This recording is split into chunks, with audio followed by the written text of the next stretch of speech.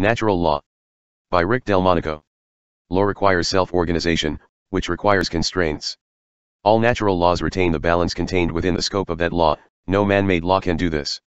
It is better to understand the natural laws that govern society than to create man-made laws that will not work. The laws of nature mirror social interaction in that they are emergent behaviors. The best form of government man can create is a constitutional republic, with the rule of law. In societies where natural laws are in operation, lawyers are rare, but in societies where these laws have been subverted, you will see an escalation of litigation. Having an overwhelming sense of entitlement is not a virtue. In any society, concentrations of power should be avoided at all cost.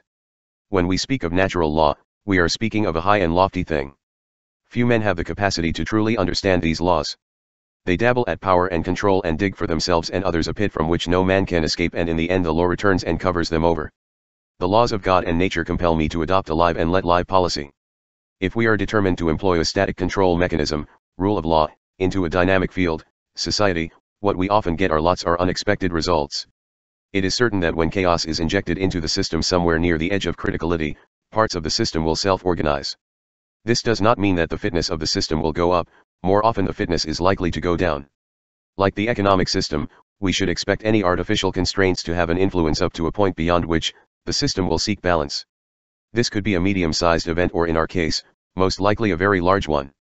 Democracy versus a republic, the lynch mob explanation. When a democratic mob catches someone they think is a murderer, they stop at the nearest tree and vote on whether to hang him. In a republic with the rule of law, the suspect is taken into town, given a fair trial by a jury of his peers, and if found guilty, beyond a reasonable doubt, he is hanged. Moral relativism and behavior.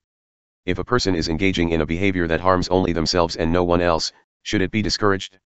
The best way to measure this would be its impact on the fitness landscape.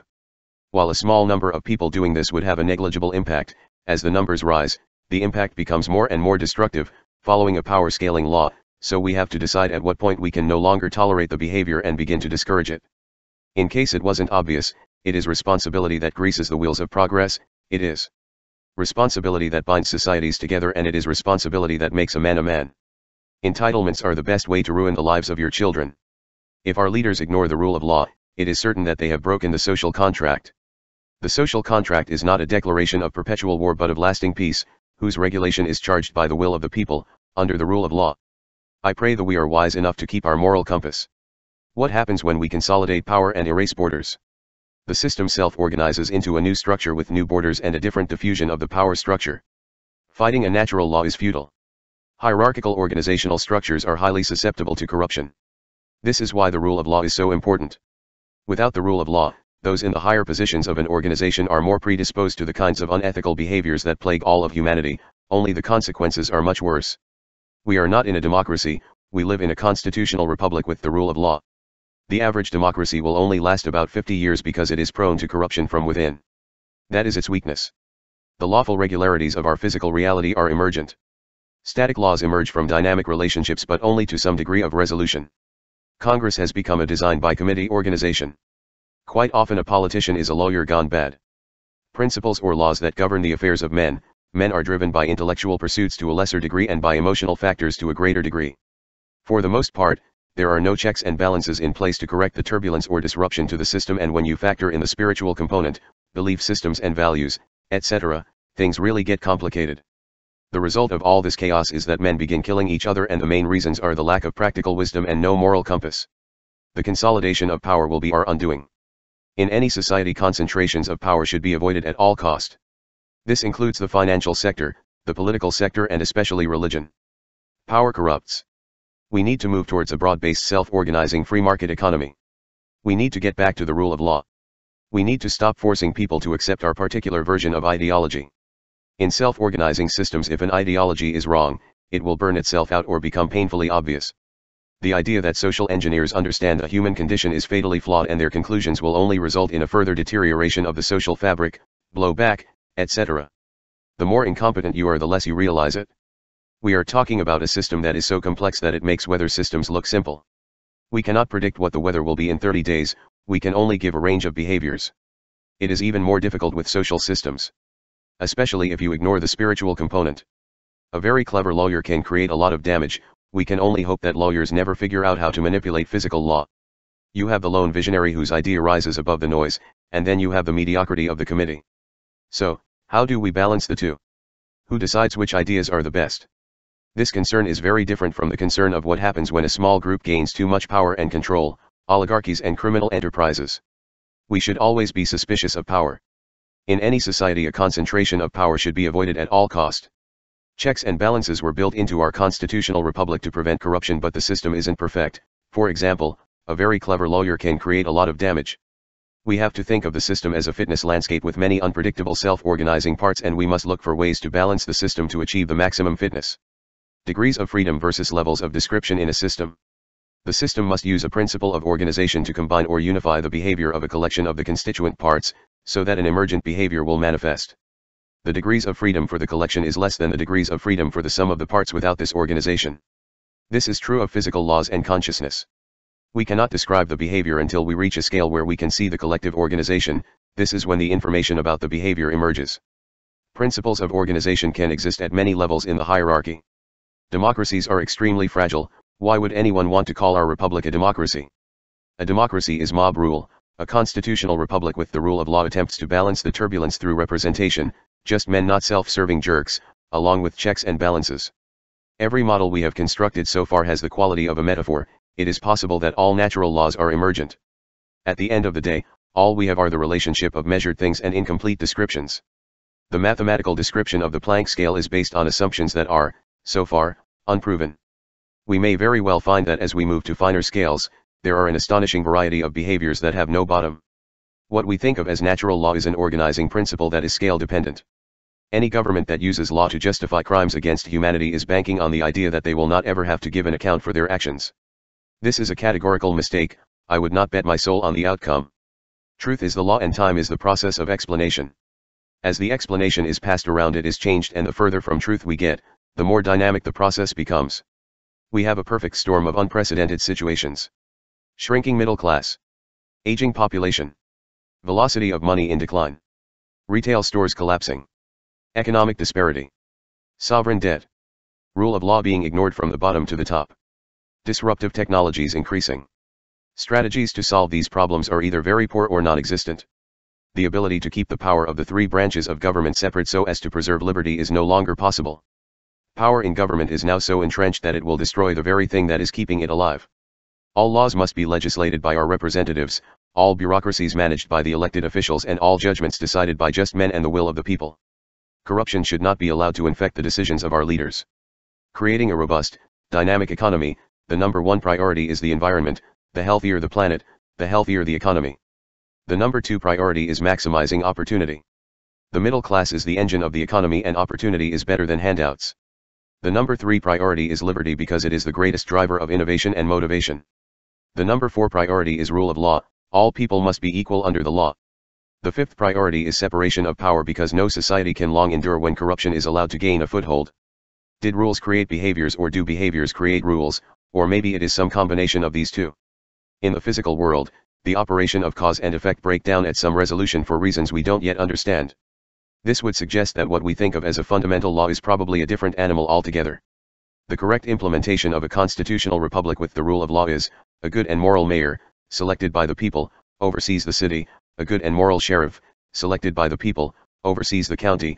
A good and moral governor, selected by the people, oversees the state. All of our elected representatives must be of good character and also possess the necessary capabilities or qualities, along with a sense of fiduciary responsibility, in short, the moral will and the moral skill to do the right thing, and we rely on our best citizens to lead us to prosperity. When the system is broken, people from every level of society try to game the system to their advantage. There are levels of broken, and I do not want to know what the bottom looks like. In order for a people to want to contribute to a system, they have to be invested in the system. These connections are so important and involve both previous contributions and trust in future returns. A key feature in maximizing the health of the system is opportunity with increasing levels of contribution/reward cycles. Without this, trust is difficult to build. The worst thing to do is create entitlements through handouts. The main point, trust is built slowly over time and can be destroyed very quickly. Handouts destroy productivity when overused. Under the proper conditions, an amazing amount of prosperity can be created. Positive emergent behaviors require liberty, community, investment, trust, etc. The idea of spiritual intelligence is flawed. We should be thinking in terms of spiritual awareness. Spirituality is not an achievement, it is a relationship. Spirituality does have qualities such as mindfulness, but this has nothing to do with the will. Awareness is releasing or surrendering the will, not exercising it.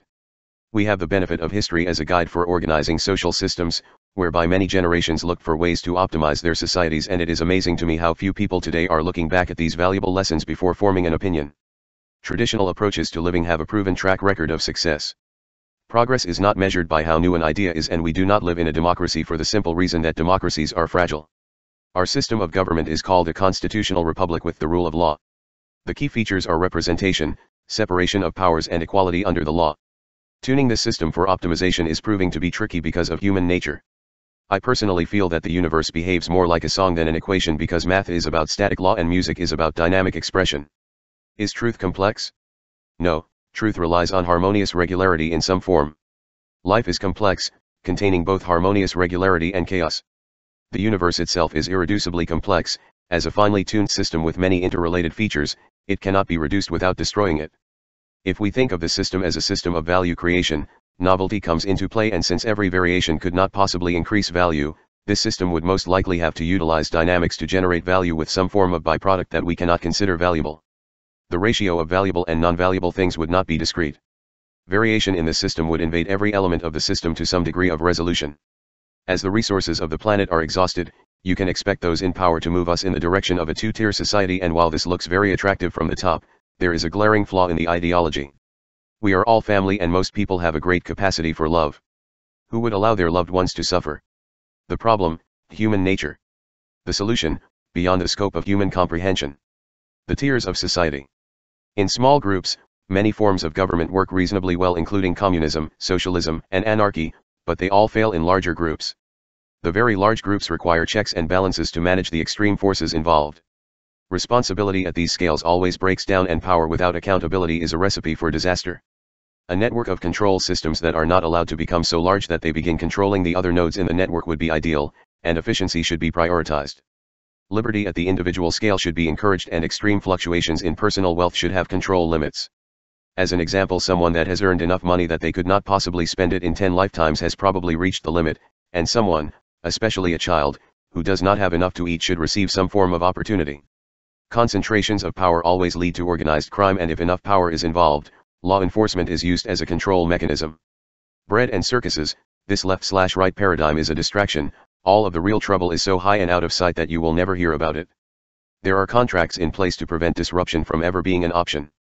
There are no laws to prevent the 0.001% from doing whatever they want. A very clever lawyer will be proud of how well they are able to manipulate a situation, but at the end of the day, it is about doing the right thing. Free will has a fractal quality. Every choice has different degrees of freedom that follow a power scaling law.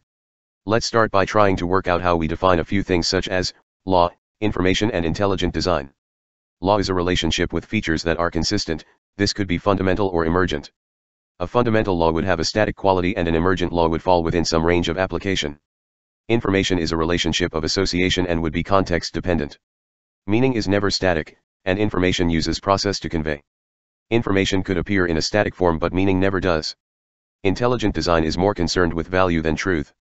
Value creates a feedback loop that builds even more value, and truth is only valuable within some range of resolution where false positives have more value than false negatives, in such cases as a prey species identifying a predator. It is better to question an ideology than to manipulate others in order to serve it. Every ideology has flaws. The incessant scrambling to find a geometric description of reality fails to define the fluidity of subjective reasoning that colors our filtered perception. All of the meaning is stored in the relationships. The stuff of reality is created by the relationships. Nothing is absolute or discrete, the variation is scale dependent. Representation and reality, mirrored, then masked and denatured, then hidden and finally disconnected. The Tower of Babel is the human imagination in full bloom. Tower of Babel 2.0 has begun. It is a comedy of errors that will unleash the monsters from the ID. This one thing that includes everything we call universe is by definition undifferentiated. Every emergent behavior requires a principle of organization. It is in this space that consciousness lives. What's worse, being pathetic or apathetic? It is one thing to construct a model of the universe that describes it as a four-dimensional continuum where nothing moves. It is quite another thing to stand in the midst of this great wonder we call universe and loudly proclaim nothing moves. The universe was set into motion, no question. There is some kind of prime mover and some kind of organizing principle involved. Time is a four-legged mammal that quacks. Quacks contains the most information because there are many mammals and there are many four-legged creatures, but only one creature quacks. We are moving from the highest possible symmetry to the most likely outcome. A lie has more dynamic than truth, but truth has more potential. Syntactic, formal rules. Semantic, deeply nuanced understanding. Observer relative, conscious of some event. Consciousness is intrinsic, belonging naturally, essential. Epistemic, having to do with knowledge. Ontological, having to do with existence. Epistemically objective, facts. Epistemically subjective, opinion. Ontologically objective, the actual, mode of existence. Ontologically subjective, experienced by a subject. Simulation is not duplication. Being a computer in the observer relative sense is not an intrinsic feature of an object but is a feature of our interpretation of the physics of the phenomena. Computation is not a fact of nature, it is a fact of our interpretation. Turing machines are not found in nature, they are found in our interpretation of nature. The brain is a causal mechanism that produces consciousness by precise neurobiological processes, using specific biochemical principles. It should be obvious to anyone paying attention, that we are dealing with information. There is no physical geometry, the geometry is computational. You can think of two entangled photons as being on the surface of an expanding sphere where the photon isn't what is spinning, it is the entire sphere, some form of two-dimensional phenomena expanding into a third dimension, but probably it is all computational, just like the CGI we use in the movie industry. Fools never realize that they are fools. This blinding of self-realization causes behaviors that branch out into the landscape with the kind of turbulence and disruption that benefits no one. The turbulence of consensus reality is most evident on the internet. Humanity is a raging sea of opinion. The actionable consequences of distilled expectations in our material reality arise, in part, from the intentional field of implicate order. Choose the culture in which you will spend significant time, wisely. Trying to control the system results in low-level, black and white thinking. What we need to do is understand the system, this is where wisdom resides. We must recognize the fact that we do not possess any real power, what we have are degrees of freedom, whether we are flowing down a calm river or we are in the raging rapids. Power and control are illusions. This also has a strong connection with desire. Power structure as a pyramid, top-down with the support at the bottom. Little variation. Power structure as a mobile hanging, top-down and horizontal with support at the top and balance as a main feature. Variation is unlimited. Freedom is more closely linked to responsibility than to power. The most powerful people may in fact be the most deceived due to their position in the intentional field of implicate order. There are degrees of freedom in our fractal reality. The variation of possibilities is structured in a hierarchy of the greater good, whereby all of the layers require balance, not just the final layers. The amount of wisdom required to achieve this is beyond the scope of human comprehension. It is our actions that define us. In an infinite probability space, our action encodes meaningful information into an intentional field of implicate order. This is the manifestation of events from some degree of possibility, depending on your position in the fractal structure. There is variation in probabilities because the interconnectedness of the fractal structure has variation.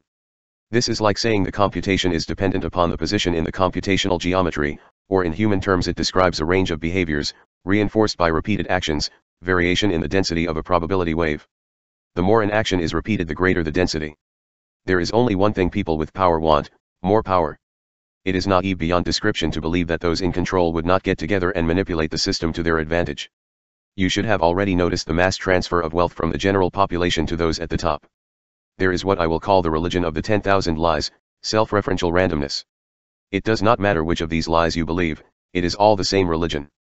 Then there is truth, which I will call a secure foundation. Truth is the core of reality, and branching out from this is the reality we perceive. We are in the gray region between truth and uncertainty. Truth has the most potential and uncertainty has the most variation. Our only connection to truth is in the echoes of creation, and there is no way back to the place where it came from, or maybe one way back. The tree of life. If the people in power, the people in control, understand the system only just enough to exploit it, then what we will eventually end up with is a catastrophic loss of fitness in the system.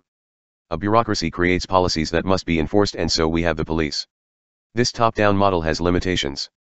It is highly susceptible to low-level black and white thinking and does not possess the dynamic variation necessary to discover the maximum number of solutions possible. A better model would be coaching. A coach guides the direction of the team that has a quality of self-organization, creating an amazing number of possibilities through the process of emergence. All people are limited in their understanding by their preconceptions. If you are a part of the puppet show, how is it that you never notice the strings? Even the so-called truthers are spewing out the rhetoric of their puppet master. Truth is beyond our horizon, what we see are fluctuations of probabilities. To understand modern governments, you have to think in terms of networking. It is naive beyond description to assume that powerful people would not get together and attempt to maximize their position at the expense of everyone else. Unity is rooted in truth, love, and light. This is very different from the hive mind of a common core, which is really a form of mind control. If you have been deceived and are headed for destruction, and, if I do not warn you, then, I am not being loving. Notice, there is no unity if you are heading in one direction and I am telling you to go in another. I do this, however, for your benefit. Designed by committee, you can't get 10 people to agree on any subject, let alone politics or religion. This is why the Middle East has become a powder keg. The differences are huge and the common ground is non-existent. The only thing worse than a situation like this would be a concentration of force or power, put in place to resolve the issues. Humans, being imperfect by nature, will make mistakes, and so the opportunity to concentrate an error, be it lifestyle choices or issues of control and projections of power, must be diffused so as not to allow many small mistakes which would naturally cancel each other out, to become huge mistakes that can disrupt the system in a way that would not be easily corrected. The dangerous and the unpredictable, the mysterious and the magical, these are given power by boredom. If eternity is boring, why bother? Why do we need to be entertained? Who will spend eternity tap dancing for us? What is eternity for? The answers have been fractured and scattered on the winds of time. Every opinion is a fluctuation of the answer, every opinion causes a fluctuation of truth. While most men in their pride and arrogance cry out for justice, I myself consider mercy a better pursuit. It was liberty that allowed us to become this powerful, but now it is liberty that stands in the way. The system is self-organizing and there is no way to control something with this kind of momentum. While the elite believe they have control, control is always an illusion. They do not possess the wisdom required to see the outcome of their choices, it is beyond our horizon. Will we endure injustice forever?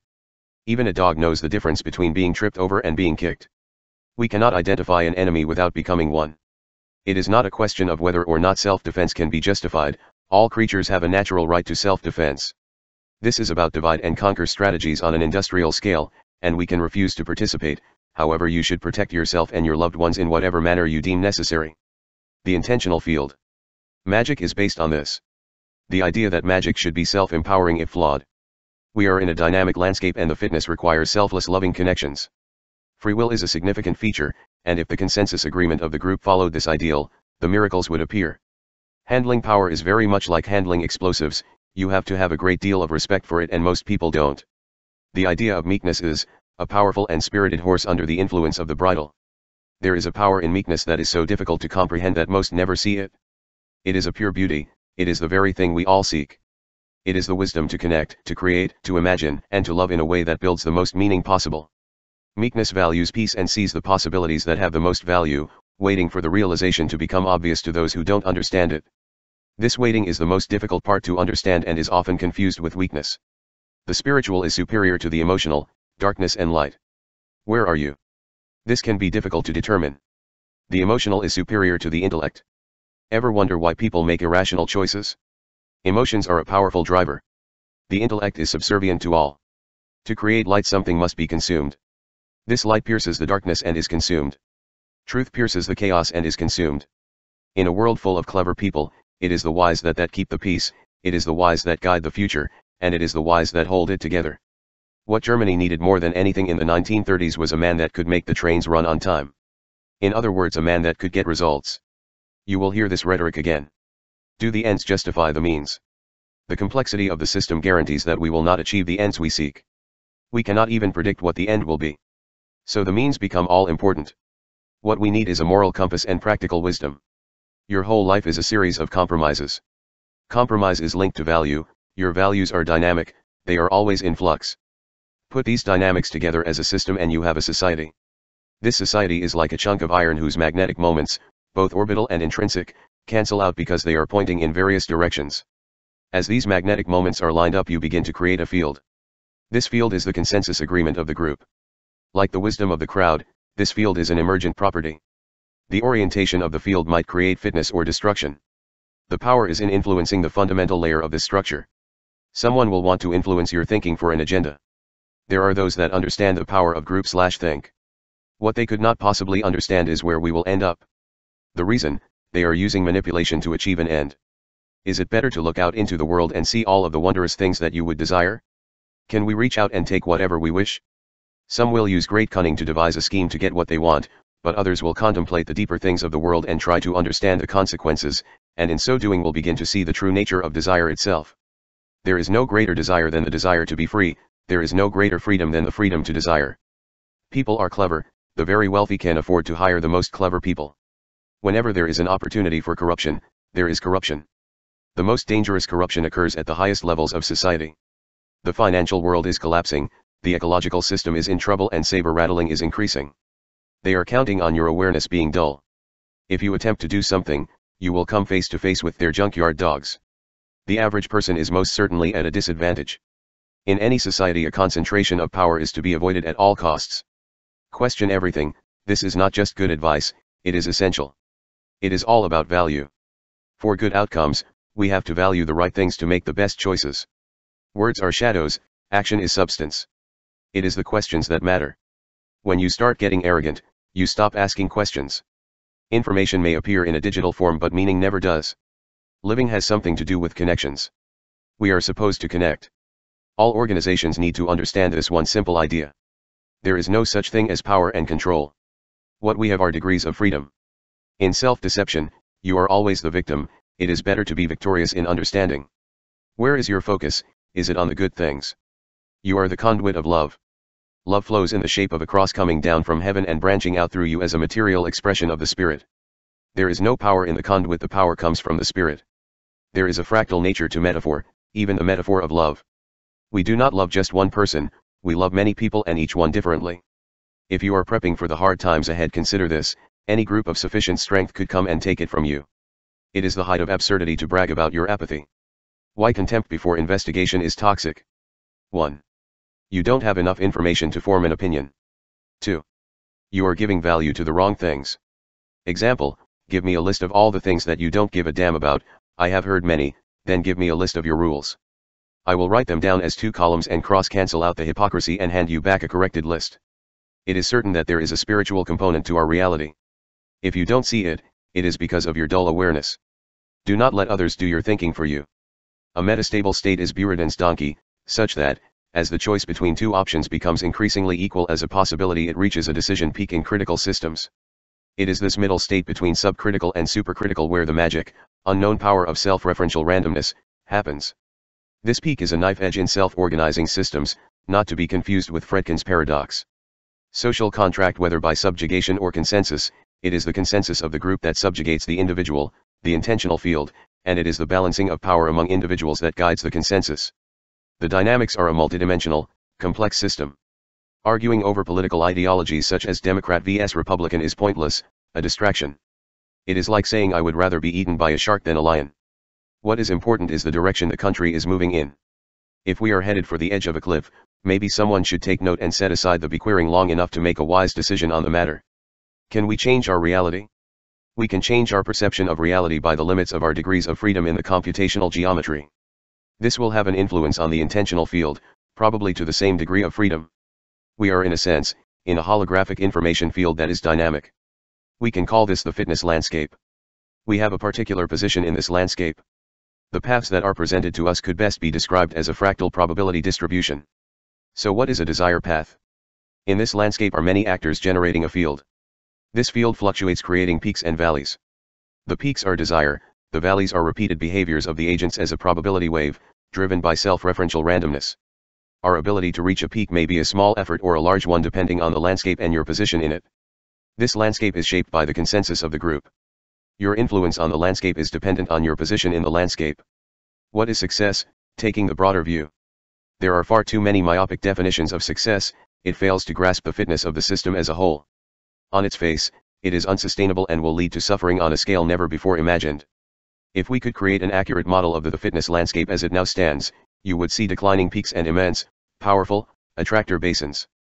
It is the very short, dynamic lifespan of microorganisms that give them the best chance for success, and it is the same for human cultures. What we should also understand is that only a small number of these organisms will reach a sustainable fitness peak. Multiple strategies are always in play, including competition, cooperation, and some combination of the two. The larger the organism or organization, the slower the mechanism of adaptation and the larger the outcome when it is pulled into a basin. It should be clear that technology is the game changer. The disruption to the system is so enormous it is no longer possible to calculate or even get a rough estimate of the outcomes, no matter which direction we seem to be moving in. Climbing up to a fitness peak will become harder and take more and more effort, and plunging into a basin will be rapid and more common. The trickster plays a key role in the battle of darkness and light. The perceived value for the trickster appears to be the regret of the victim. This pleasurable experience leads to a downward spiral of behavior and manipulation that emphasizes the power of darkness over light. The path into darkness is paved with pleasure. In the darkness, we deceive ourselves. The path into light needs no agenda. Wisdom does not require a reason, it only considers the value. The more wisdom we have, the clearer we see. We the people stand together and call for a lasting peace that is not corrupted by greed. In the spiritual world, success is measured in souls. We appear to have a social engine that generates vast amounts of greed and corruption, and as a byproduct, we end up with large populations of disenfranchised citizens with no prospect for a future. As this dependent population increases, those in power will at some point decide to cull the population for the good of the system. It is the system that is the problem. When we do good for others, we must make an effort to lead them to prosperity and not dependency. The human heart is a deep well for some and a bottomless pit for others. The small child sees the world through an unfiltered lens but does not understand it. The adult sees the world through the many filters he has accumulated or have been forced upon him, and whatever meaning remains, he considers it truth. Everyone seems to have an idea, but we do not really know where we are headed. We are spiritual creatures having a material experience, and what we value matters. I think in the next world, we will wonder why we made such a fuss in regards to the things of this world. The ability to reason out whether something is true or false follows the idea of power and control. While it is desirable to believe that we possess power, this is an illusion. What we have are degrees of freedom in a field of information, and the resolution gives us the degrees of freedom, along with our position in the computation or landscape. We can say that a musical passage has more meaning than some other passage, but we cannot say that one passage is true and another is false. There is no excluded middle. Under bondage the people are driven back into spiritual faith. Under spiritual faith the people regain their courage. With great courage a people can secure their liberty. Under liberty the people will often prosper, leading to abundance. Abundance and prosperity will often create a more powerful elite class through selfishness. While the momentum of abundance remains, the people become complacent. Complacency always leads to apathy, which is where we are now. As the population becomes more and more apathetic, the abundance is siphoned into the elite class, causing the people to become more dependent. We are entering this stage. When the population becomes completely dependent on the elite, they go back into bondage. When a good king reigns the people rejoice, but when a bad king reigns the people mourn. It is unfortunate that bad kings are far more common. Are you seeking power? The greatest power is in giving, not taking. I'm not against government, I'm against bad government, and I'm really against stupid government. If the people in power, the people in control, understand the system only just enough to exploit it, then what we will eventually end up with is a catastrophic loss of fitness in the system. Power has the unfortunate habit of concentrating. The enemy of love is not hate, it is apathy. When assessing the degree of danger from any source, we must dig deeply, because agendas are often so deep that they are difficult to spot. The greatest danger to the average American will probably be an organized system with resources so vast that it boggles the mind. There will be an incessant narrative of perceived danger in every direction except for the organizers themselves, because they will paint themselves as the heroes. The consolidation of power requires stealth. The hidden hand is always moving the pieces. The range of acceptable behaviors of the citizenry is being constrained by a small, elite class that are in the process of concentrating power. As the power increases, liberty fades. Those that live in the shadows have so deceived themselves that they will not recognize the truth when they see it. The idea that knowledge is power must include the energy contained in truth over application, and novelty over value. Novelty emerges from the foundation of understanding. Reciprocity is one of the most influential mechanisms in any culture. Manipulating a system as complex as the global economy is just like the disaster of forest management in the western USA. There was a natural cycle of lightning strikes that would occasionally burn the undergrowth in the forest, but forest management crews began putting out these small fires, and now the undergrowth is so dense that if there is a fire, it will take out the whole forest. It is important to remember that words are cheap, it is action that counts. It is action that gives ideas expression, and it is action that proves the words. Experience and expression are two sides of the same coin. The wealth of any community is in the integration of mutual benefits. The ability to generate good outcomes is strongly linked to the human condition, and the drivers of positive change are in the freedom of the entrepreneurial spirit of the visionary. No committee can do this, compromise only dulls the vision. The power contained in some of these drivers will drive the health of the system in complex ways. Greed and corruption should be identified and discouraged whenever they are encountered. The entrepreneur should be supported by the system on as many levels as possible. This requires liberty. Our country has become a quagmire of rules and regulations that for the most part, does nothing to promote the visionary. Higher level thinking mode and political systems, the idea that communism is better than capitalism misses the point, in that communism only works well in very small communities and breaks down as the system's size increases. The idea that anarchy is a better system than a republic breaks down for the same reason. All of the scheming and manipulation of a powerful few to bring about some agenda to serve their own ends will be reconfigured by the Creator for good. You might think your intellect is the best thing you have going for you, but this is incorrect. Persistence and determination are a part of your emotional state. Your interpersonal skills, emotional state. Your core values are a part of your spiritual state. Your commitment to the well-being of the system to which you are a part, spiritual state. Most men do not realize that they are moving to the beat of a distant drum. They are driven by desires they do not understand, and so, dig pits for one another. It is interesting to note, just how many, end up in their own pit. If I could persuade men of anything, it would be compassion. Be aware of the deceptive nature of desire and do not let it rule you. Remember who you are and show compassion in all your affairs. In every area of politics, the goal is control. The greater good and the common good are two entirely different things. The greater good is an untenable ideology, and the common good says that all men have unalienable rights endowed by their Creator. Among these are life, liberty, and the pursuit of happiness. This includes all men. The greater good has been defined as the ends justify the means. The common good says that liberty resides in the means. The age of cheap oil is ending. When it takes a barrel of oil in order to pull a barrel of oil out of the ground, the age of oil will end. In the meantime, we will have to begin finding a balance with nature so that we use the resources in a sustainable manner.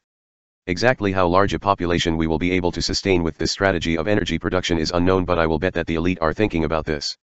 As power is concentrated, population control becomes more inevitable. To be honored for service is good, to be honored for power is strange. If you think power is a good thing, then it is certain that you don't understand power. First of all, power and control are an illusion. What we have are degrees of freedom. Secondly, power is the prerequisite for service, and carries with it a fiduciary responsibility. This place where we find ourselves is looking less and less like a society and more like some crazy, grand experiment. The number of unprecedented situations has become uncountable. Nobody knows where we will end up. The currency of the spiritual world is understanding or light. We live in the shadows of perception. Innocence is unfiltered perception. In an honor culture, the incessant antagonistic bantering is part of a power dynamic designed to control or enforce the distribution of influence in a particular group. Having good EQ helps navigate the drama associated with this turbulent dynamic. The liberty of one's conscience is the right of every man, and to remove this liberty by force or coercion is a crime against all of humanity. Be certain of this one fact: there are desires that drive men to foolish behavior. Men must first of all be masters of their own person before they can earn the right to govern others. When we are so disposed to opinion as to become contrary to reason, we have entered into the realm of emotion. In this place the intellect is helpless against the ravages of passion, only the spirit has the power to restore reason. The problem with socialism is, eventually you will run out of other people's money. Socialism will fail for the same reason that communism failed, because it makes no distinction between those who cannot do for themselves and those who will not do for themselves. Our focus from this moment forward must be on the health of the system as a whole. This dynamic, interactive system has many components that we are just beginning to understand. As our understanding increases, we should be able to predict a range of possible behaviors, depending on what we change. The goal is not control, it is understanding. If a man runs foolishly down the road to destruction, if he lies in wait to destroy the life of another, if he believes he is clever enough to escape his own fate and I do nothing to warn him or stop him, then I am not being loving. Apathy is the enemy of love. Deception is an ever-present, pervasive influence on the social fabric, generating illusions and expressions that mystify and bewilder. Most do not understand what they are looking at, or simply ignore the ramifications, that we are somehow involved in our own deception. Power eats into the political system like termites. The tree looks fine, however, slowly but surely it becomes weak until, one day the tree falls suddenly without warning. One does not resist the scrutiny of an all-powerful dictator, one must bend and hope that life gives, at least from time to time, a certain measure of justice and, whenever possible, mercy as well. Death can only win if he is able to deceive you into thinking that he is all-powerful. There are things that are more powerful than death, one of them being love. Governments mistakenly believe that they must regulate every disruption to the system, not realizing that for the most part, they are the cause of the disruptions. Only life is an expression of the spirit, everything else is just a backdrop. Achievement has nothing to do with this dead material, the material is a means to an end and either has value to living things or not. When we measure achievement, it will not be in dollars, it will not be in prestige, it will not be in credentials or any other material thing, it will have a higher purpose. It will be things like love, shared experience, intimate disclosure, connections, laughter, joy, etc. Moving higher still, it will be about souls. The soul is not indestructible. In fact, I would have to conclude from the range of behaviors I see that it is quite fragile. When a man becomes aggressively intolerant, he has moved to dangerous ground. Only love has enough power to save. We become weakened by overconfidence. It is wise to continually test your position in the landscape, because a fitness peak may border an attractor basin from which you cannot escape. Imagine if the elite became so powerful and power became so concentrated that they depopulated the planet to some sustainable level and forced the survivors into megacities with tiny apartments and mass transportation, and the average person became a willing slave to a system that pretends to be the greatest good for the greatest number.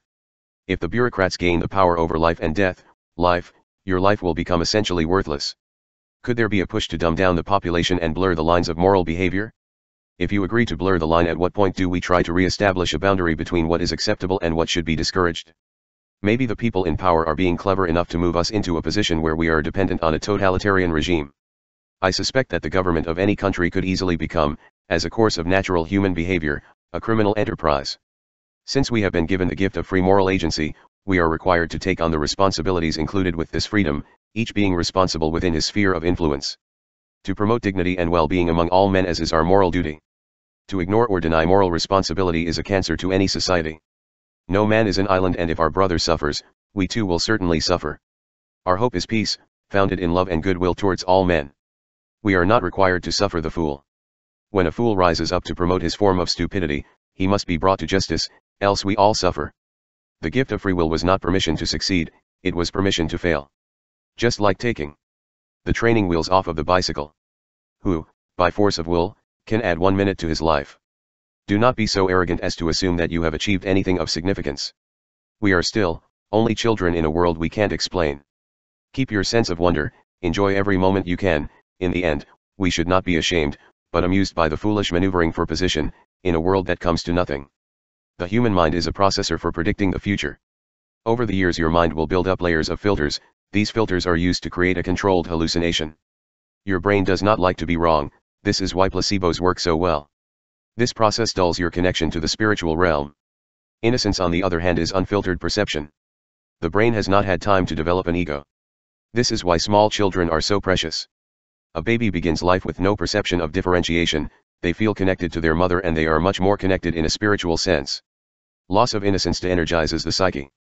The life and blood of very young children is of extreme importance to the workers of dark magic, and their obsession is going to cause them to slip up, big time. Look up Madame Helena Blavatsky and Aleister Crowley. Helena and Aleister were both aware of this phenomena. It is exactly this movement towards power and control that drives men into dark magic. Bureaucracy is a strange animal, and often is not well suited to the environment it is in. A very large bureaucracy can become parasitical. When you have 15 managers watching one worker, you might have a problem. The system is going out of balance, and there is nothing we can do about it. Power concentrates at the top, and as this happens we get a larger and larger base of disenfranchised, hopeless, hungry people.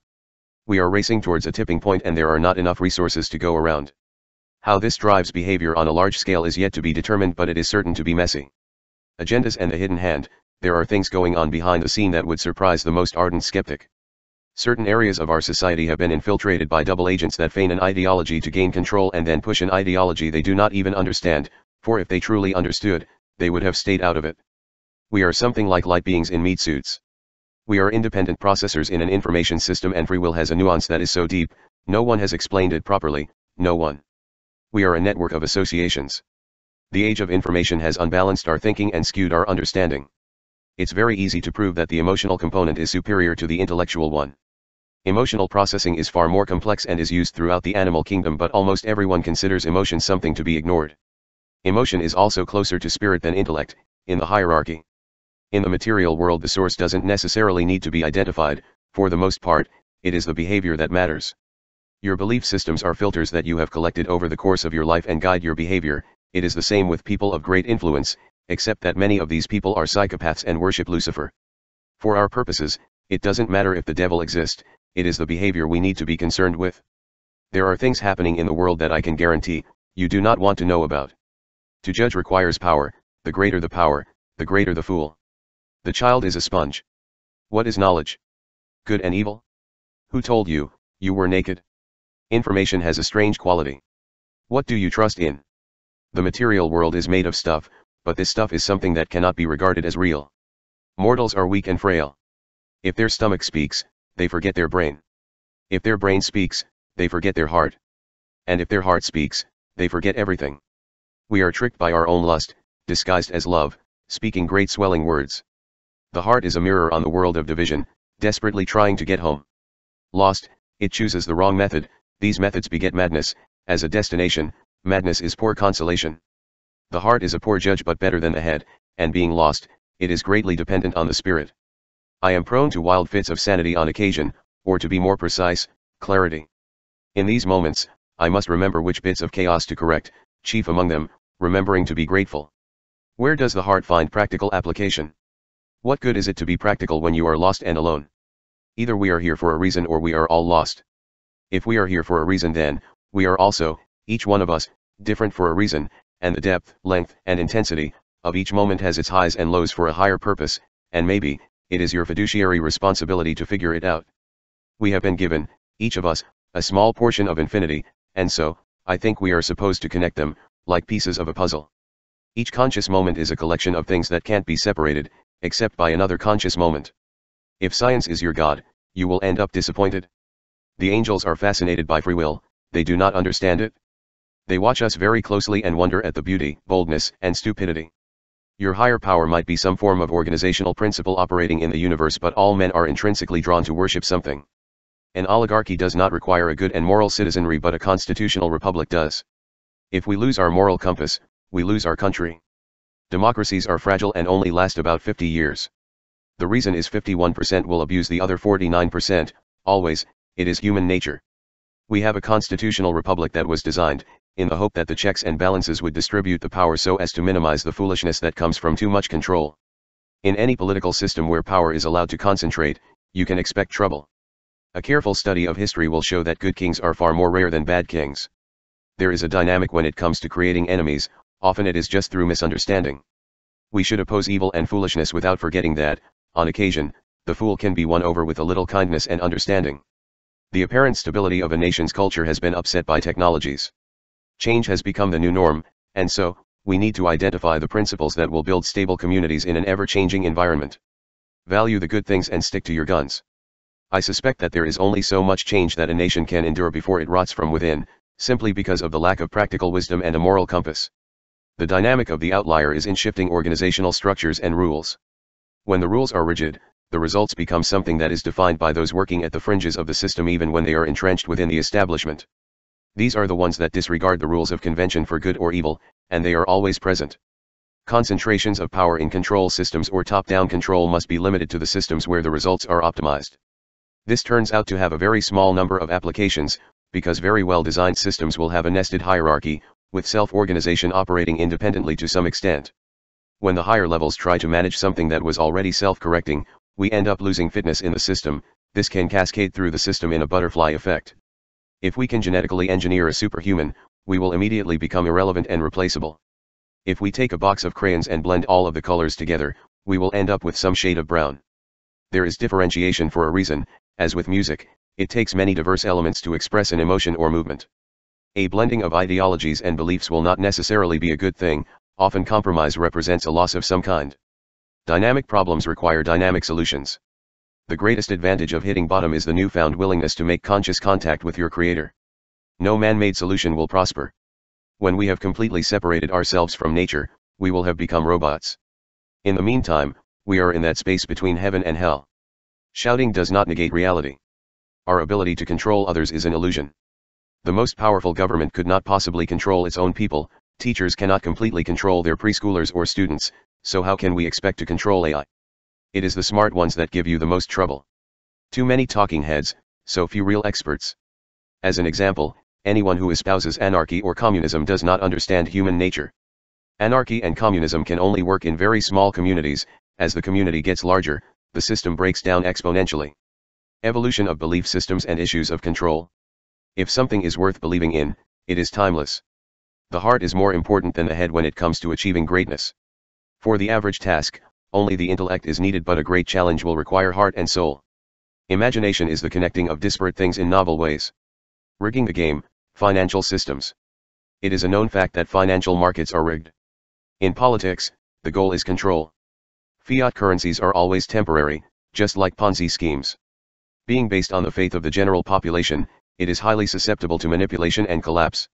There are only so many tricks that can be used to keep it propped up. The final stage may be to shift the faith in the system to the IMF. If there is a reset, we will move to a digital form of currency. At this point, control of the money supply will be almost absolute. Everywhere we look, we can see problems. We can point at these things around us and name them. We are in a landscape of a sort, with fitness being the higher elevations. If we were wise, we would look for the paths that lead to the higher plateaus, and if we were wiser still, we would align these with desire paths so that many would follow. Science can answer many questions, why is not one of them? Science is not in the business of assigning value to anything. Just because we can do it, doesn't mean we should do it. We could ask, did God have a choice in creating the universe? Or we could ask, did the universe have a choice in creating itself? You can see how the really big questions very quickly become subjective. Manipulating financial markets will always be temporary. Just because they can manipulate the market doesn't mean they should. The butterfly effect applies. Almost no one is looking at the economy from the perspective of chaos theory. If we wish to implement regulations in the area of trade between nations, we must be very, very careful to do so in a manner that is most likely to produce win-win outcomes. This is harder to do than you might think. Just in case it wasn't obvious, quantitative easing is a form of taxation. The system requires the generation of wealth. We should separate our thinking into at least two categories: things that generate wealth and things that distribute wealth, like casinos. Bureaucracies are very good at redistributing wealth and will come up with a myriad of ways to diffuse the energy. If we are talking about a government, at some point the most important thing becomes continuity of government. At that point, all is lost. Just in case it isn't obvious, the most important thing is continually tuning the system so that it generates the most value possible. The idea of liberty is not to allow my neighbor to behave in a stupid or irresponsible manner. If he is hell-bent on his own destruction, I am not required to let him take me down with him. Our form of government will only succeed as long as we are guided by our moral compass and exercise practical wisdom. Any society that thinks it can remove all moral constraints is doomed to the whims of debauchery. The wise diplomat turns his enemies to allies, not by reason but by steering the passion of the heart towards the shining shore of a most beautiful and perfect land. If we cannot maintain a peaceful transfer of power, then we are moving to dangerous ground. How do natural systems find balance? They have no choice, it is either balance or oblivion. The simple answer is, you don't have all the answers, in some areas you are going to have to wing it. Time has a quality. When you frame an event in time, you impart some of this quality to the event. A good example: I'd rather be a lion for one day than be a sheep for 1,000 years. The quality that time imparts to the statement can be thought of as very valuable for one day and not so much for 1,000 years. But notice this connection to control. Does the lion have any more control than the lamb? What if we have deceived ourselves and it is behavior and not control that ends up mattering? The lion goes about being a lion and the lamb is always sheepish. Control is the illusion. Neither ever really had control, they had a role to play. A dance of mutual expression, framed in time. Light does not experience time, we are creatures of light. There are three kinds of people in the world: 1. Dumb sheep; 2. Dumb sheep that have convinced themselves that they are lions; and 3. Dumb sheep that have convinced themselves that they are owls. You are limited to a particular range of behaviors, your destiny is obscured by shadow. Light can guide but it can also blind. A great light will illuminate your path well if that is where it is pointed, but if we try to turn it inward it must be much more subtle. Preparation for the journey is but a small part of the journey. I would expect every religion to splinter into 10,000 versions of itself. Culture is herd mentality, creativity lives in the fringes. The system is so complex that I have had to abandon my faith in the so-called experts. We are all, every one of us, amateurs. As the complexity in any system increases, the ability to form a correct understanding decreases exponentially. The best evidence of unsophisticated ideas is the behavior that follows. When someone speaks to me from their head, I might listen but am often distracted. When they speak to me from their heart, I pay attention. All behaviors are constrained by the universe itself. Beyond this lives only the imagination. Near the end of your life it will become clear to you that control is an illusion. How will you defeat death? You are going to need an ally, preferably someone that can conquer death. Evil is a lack of understanding, it is power without restraint. Love is completely absent and so there is no beauty, only illusions. God gave us a brain to improve our situation, not to destroy the planet. We know that 90% of the information we have access to is wrong and about 10% is correct, but which 10%? Opportunity is creating space in the dynamics of the system for others to fill in, thus generating a whole that is greater than the sum of its parts. Religion and philosophy share at least one common feature: They are both man's attempt at an explanation, and while many would assume that this is the only game in town, it is possible that God could get a message to us if he wanted to, and he could authenticate that message. A careful study of any document claiming to be of divine origin should reveal significant features, including highly detailed prophecy. The intellectual realm is usually not too difficult to navigate. Most people find their niche and naturally fall into an area where they can do pretty well. The emotional realm is deeper and much more nuanced. Behaviors ripple out into the landscape in ways we would never imagine. It takes a very long time to perfect the kind of emotional intelligence that creates win-win scenarios as a general course of action. The spiritual realm is so nuanced and so deep that few navigate this landscape without upsets, wrong turns, misunderstandings, and a sense of one's own hypocrisy. There are very few superstars in the arena of spirituality. I would also guess that being spiritual, for the most part, is not highly valued in our society. Also, there is little consensus on what constitutes spirituality. As I have stated, it is a deeply nuanced realm that does not give up its secrets easily. You have to want it, you may have to put in a little effort, and most importantly, you have to care. We have to be very careful when we try to describe political ideologies. The reason, the agendas are often buried so deep that they can contradict the general makeup of the policies they espouse. We have to ask, who benefits when we question a course of action? We also need to be experts at human nature, and one of these areas is game theory. Bruce Bueno de Mesquita has studied this field and has garnered a reputation for accurate predictions. The problem is, when we tweak the system because of a better understanding, the system changes in new and unpredictable ways. Systems self-organize, this includes societies. A general and alarming trend is the concentration of power, because as the power concentrates, the ability to disrupt the system increases exponentially. All systems will balance over time. The forces involved in a scenario like disruption to an oligarchy are catastrophic, the classic lose-lose scenario. Peace resides in a wisdom so profound that surely God is involved. We simply can't do it on our own. The middle class is the engine of our economy, and it makes no sense for any politician to move us in the wrong direction because of greed and corruption. Just saying, try to be wise. Engines need to be tuned. Our engine is only running on 3 cylinders right now. The value of trust is very much like the value of dignity. Something from nothing is a miracle any way you slice it. The people in power have become very good at lining their pockets from corrupt associations. The system is broken from the bottom to the top. The most powerful people will be concerned with consolidation and continuity of power and not much else. How to be a great leader. How to be successful. How to be ridiculously wealthy. How to influence others. How to become so powerful that you can do whatever you want. Are you kidding me? Forget about entitlements, we have responsibilities. Be grateful that you don't get everything you want and go after understanding instead. We do not have the moral will or the moral skill to navigate the world we now find ourselves in. We do, however, have the capacity for great destruction. The integration of information and vulnerabilities move together. My concern is that too many of the leaders of the world have lost the ability to see the people as family and instead think of them as employees, or worse, property. Should we be training psychopaths to be experts at manipulation? There are certain positions that psychopaths gravitate towards, and these are exactly the places where they can do the most damage. As a society, we need to be smarter than this. We cannot afford to let stupidity reign. The best evidence of unsophisticated ideas is the behavior that follows. Using subtle manipulation for an agenda. The agenda, getting lots of hits on your post. The subtle manipulation, using pictures of attractive women. So if manipulation is being used to influence me, I should be wary and act accordingly. My main point, there are no experts. We are all, every one of us, amateurs. When someone postures themselves as an expert, it is because they are selling something. Question everything. This is not just good advice, it is essential. Don't get freaked out by the word sin. Sin just means missing the mark or target, and probably you are going to need some help from your Creator. We are all human, and hypocrites use this word as ammunition. Missing the mark is a normal aspect of the human condition, so don't beat yourself up. Every day is another chance for a fresh start. If we survive the information revolution, we will be faced with a choice as to how we will distribute the abundance that will be created by fully automated manufacturing. It is important to note that integration and vulnerabilities move together. We are in the final stages of a bureaucratic overbloom. When a department is created, the individuals staffed in those jobs must justify their job.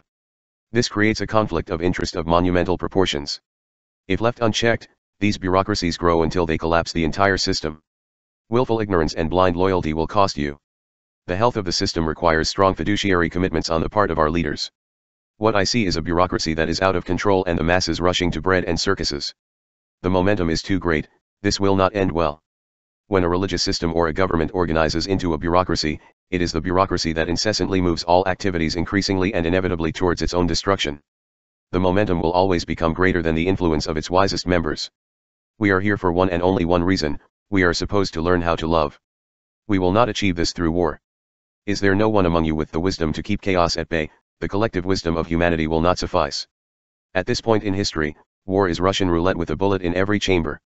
If there is no evil in the world, then why are the major economies of the world based on debt, death, and war? Value and bureaucracy. What we value matters. At the individual level, you will have small fluctuations, and as the group size increases, you get a more is different principle of organization. At some point, like earthquakes, we are going to see the big one. A large bureaucracy is very much like a large bomb, it can do a lot of damage. Much better to compartmentalize the distribution of power, but this too is very likely to fail over time because there are always opposing forces trying to find balance. When those in power reach the opinion that they are somehow better than everyone else, then we have reached the point where they become an existential threat to humanity itself. In politics, the goal is always control. Lacking wisdom, as history has shown in every case, they collapse the system because of the influence of power and selfish choices. The system has become a cesspool of greed and corruption. You cannot enter the system without getting this horrible smell on you. Along our path lingers a scent. It is the leftover expressions imparted to the world by your passing. Some people leave a sweet fragrance and others a foul stench. You are responsible for the odor you leave in your wake.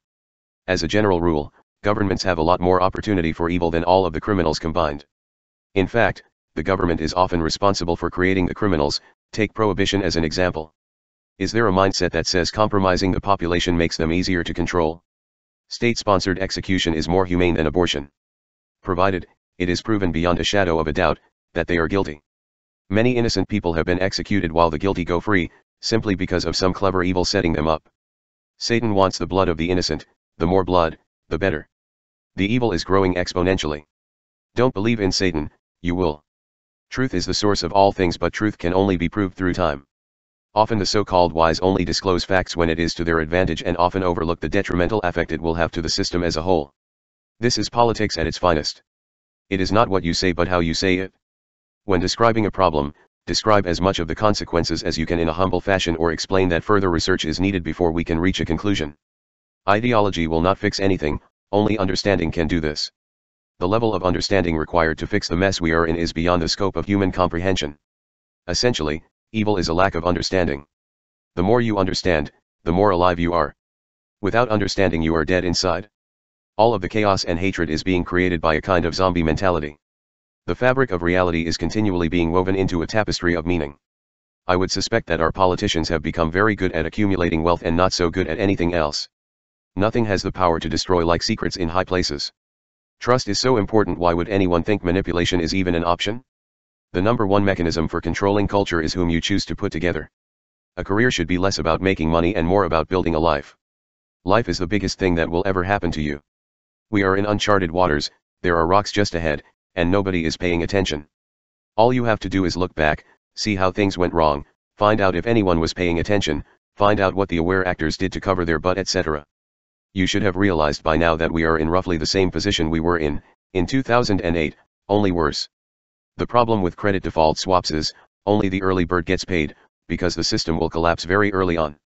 The teacher who has raised his own stature, who has believed his own hype, who sees the world from a lofty perch, so as to look down upon the rest of us and does not feel a great sense of responsibility, is not worthy of the job. When we understand what can be known, what we know that we don't know, and what we don't know that we don't know, then we have begun to make progress. I suspect that what we don't know that we don't know would be the largest category. Human interaction should be more like a dance than a game of chess. What is the purpose of competition? If it is to create desire? Desire doesn't need any help. Is it to motivate others? If so, what is the agenda?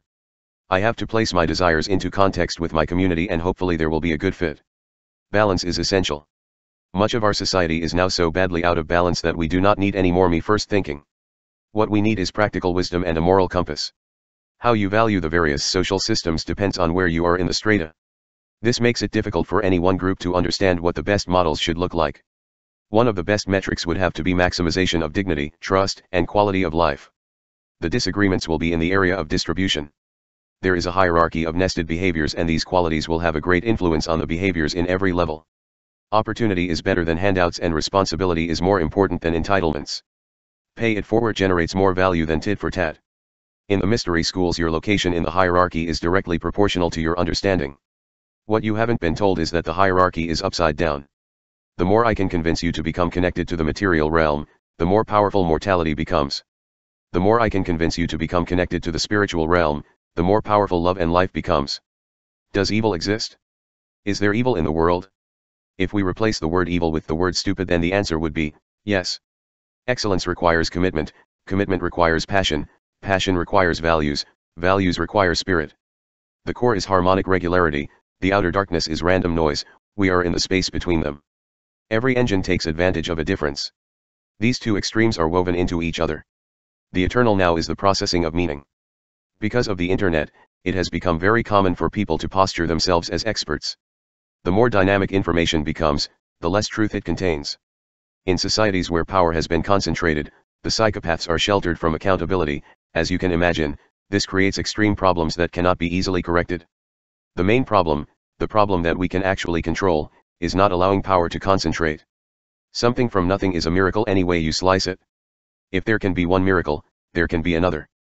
Now is not the time to become arrogant, we are only just beginning our journey of discovery. Removing accountability on a global scale is a recipe for disaster. Self-organization can take unsophisticated ideas to the gates of hell and beyond. There is a big difference between the stage magician and the wizard.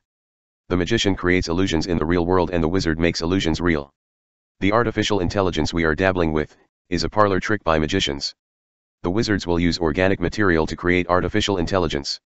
It is not the job of the intellect to tame the passions of the heart, that is the job of the spirit.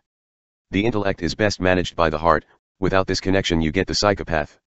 The heart is best managed by the spirit, without this connection, you get the horrors of war. Organizing your life around material things is a very low bar. We have to get beyond the idea that stupid refers to intellectual stupidity. That is the mildest form of stupid and pales in comparison to emotional stupidity, which pales in comparison to spiritual stupidity. Why things go wrong? Yeah, why? It is all about understanding, gain understanding. We live as we understand, no understanding, no life. How do you do this? Value the right things and connect to good things. There is a feedback loop involved, the main features being practical wisdom and a moral compass. A bureaucracy can self-organize so that corruption is not only possible, it is guaranteed. All souls are equal. Do not teach your children to hate or they will never learn the meaning of life. The material world is a shadow of the real world. Be kind to one another, bearing each other's burden, which is our reasonable service. The very poor and the very rich suffer the same fate. If we are put upon this earth to learn how to love, then the very rich have almost no chance because their values are all upside down, and the very poor never get a chance to learn this because, even if they live long enough to learn how to love, it is very difficult to see this wondrous beauty through all the suffering and compromise for survival. We have now entered the age of Freakonomics, when a critical mass says screw it, we are finished. It's really not all that difficult to notice the deception built into our reality. What is hard to figure out is whether we are somehow involved. There may be a conceptual propagation of manifestations. In the spiritual realm, light creates and darkness copies because darkness only has access to the shadows. It is impossible for men to look upon each other as equals, there is always tension because of ambition and desire. When a man does not know what drives him, he goes about painting the world with his own unique palette of colors, convinced that the ones he has chosen are correct and it is everyone else that is wrong. People forget that technology is a form of magic. I will let this sink in for a moment. There will be things in the future that are mundane to our progeny but to us are unimaginable. We are only beginning this journey of discovery. This idea that science is going to wipe away religion, little by little, error by error, is ridiculous. Science and religion contain an equal amount of error, and the illusion of superiority has made it difficult to make any real progress in either discipline. If it is relational, there's a geometry involved. Information is stored in the relationships. Meaning is a dance of mutual expression. Expression and experience are two sides of the same coin. Perception differentiates information, information is given value, value creates desire, desire creates intention, intention becomes expression, an echoing of possibilities. All belief systems are filters, innocence is unfiltered perception, a belief system is unnecessary. We are connected to our environment through belief. We shape this environment to some extent, depending on how much intention is involved. This is the intentional field, and just like a magnetic field, it is composed of many elements. If this were not so, we would have noticed it much more often. Like wisdom of the crowd, it is a collection of various perspectives. Truth has three components: simplicity, application, and meaning. Beauty lies at the boundary of the non-computable region and the outer darkness. This fractal boundary is infinite. Love is the material manifestation of the spirit, being a form of action that includes both shared experience and intimate disclosure. Belief systems are filters and perception is differentiation or division, so where is truth in all of this? Deception's role in value creation is a tricky subject. Value generators rely on connections and death is a form of separation. This reality has the curious habit of moving us towards value no matter what the truth happens to be. Notice that the definition of value becomes all important. So there would be this idea that truth, however important it might be, is often at an angle or direction that is different from value, Buridan's donkey, and the engine or motivation is a movement towards a perceived value. The terrible truth and the beautiful lie. In the fitness landscape, we have fitness peaks and attractor basins of various geometries with perception playing the role of differentiating these features. Everything is approximations, nothing is discrete. Choosing requires good timing and here too, deception plays a role. Spirituality is the alignment of truth and value. Life is a principle of organization that is particularly concerned with value creation. Value is the perceived benefit in the process of choosing. Free will is a branching out of choosers into a system of networked associations. Love is a dance of complementary expression. Some will say there is no magic in the world, don't believe them, they are not experts. Consider this, by a single act you can create something so extraordinary, that it would take you a lifetime to explain it, a child. This child will contain one of the most remarkable things that exist in the universe, imagination. The energy contained in hatred is destructive, the energy contained in love is constructive. Wisdom, value, grace, and mercy all have the same quality, they are simple enough to understand that even a child gets it.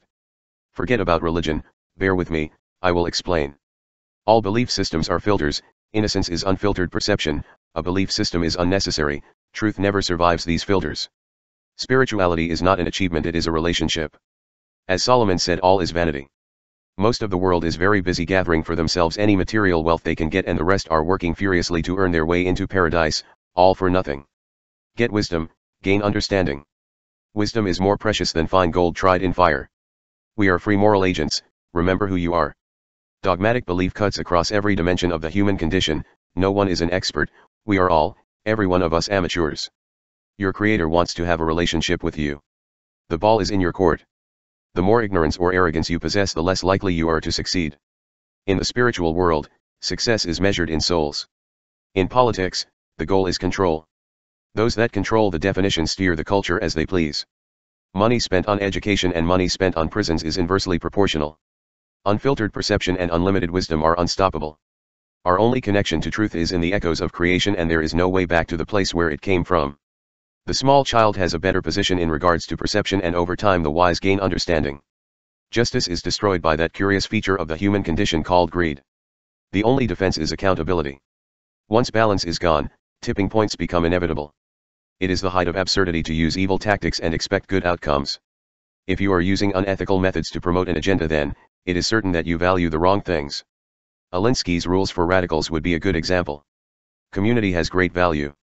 If we destroy community, we destroy ourselves. Are governments exempt from human nature? No, governments amplify all of our flaws. Love doesn't need your permission, that's what hope is for. Organized scarcity is the best way to increase your profits. This is the idea of the ends justify the means. There are second and third order effects that will take away all of the gains and then some. Wisdom is better than gold, peace is better than profit.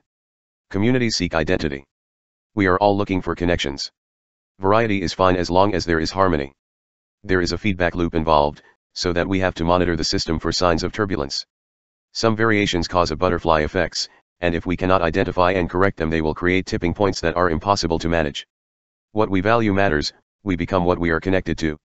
For many decades the economy had little to fear from scarcity, there was enough for everyone even though it was not distributed fairly. Compared to where we are headed now, those were the good old days. We have reached that unfortunate point in history where unlimited growth is no longer possible. Rearranging the deck chairs on the Titanic is not the solution. We could try throttling down a bit and steering away from disaster. There is probably going to be a fierce battle for the helm, and when the dust settles, a gash along the side of the ship. The probability space exists as a trinity. The non-computable region, consciousness. The infinite fractal boundary, the material world. Everything outside of the set, the imaginarium. Disruptive implementation and observation. If your changes turn out to be disruptive to the system in a bad way, it means your observations and conclusions were incomplete or worse, misunderstood. Integration and vulnerability move together.